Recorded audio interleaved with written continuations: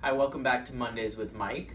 Uh, Today I want to talk about something that's come up a few times. I'd like to get feedback from our audience, and I'll get phone calls during the week or direct messages about topics.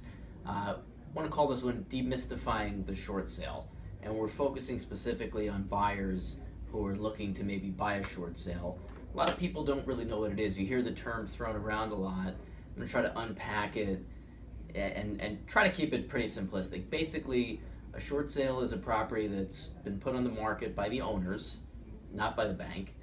They're selling it for a value that's less than what is owed on the balance of their mortgage.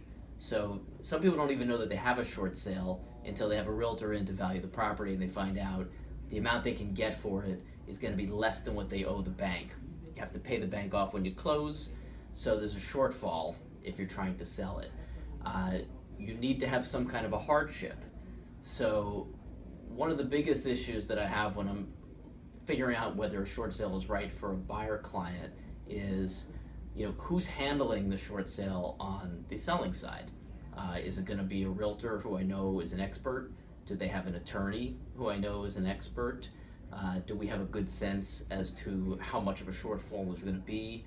What the financial hardship is for the seller? These are all important things, because what you have to understand is that even if you go into contract with a sale, right, with a seller who's selling a property that's short, you can be in contract and then have the bank reject it.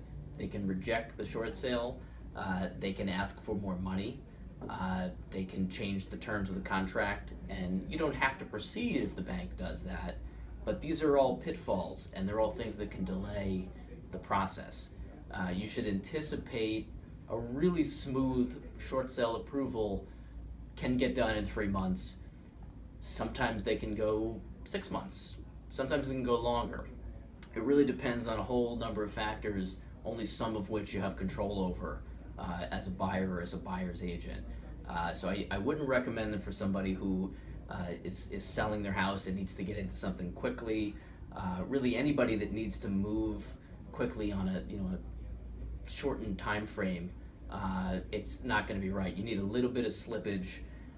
Some people think, usually falsely, that you can get it at a nice discount.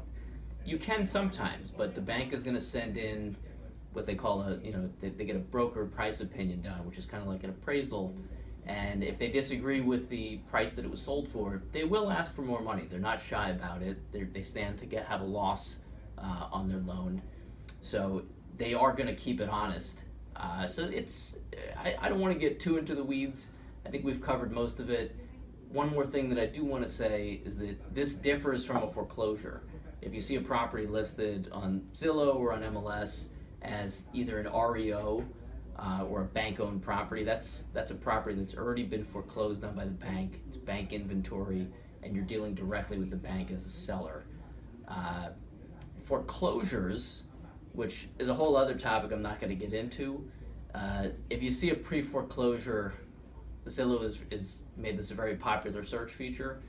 Call your expert realtor, because the property may not be for sale, and they're probably just basing it on something that's coming from the public record, and it's not going to be something that you want to just jump right into. So I'm going to leave it there. There may be some follow-up questions, and I welcome those. I think you know how to reach me, and we'll talk next week.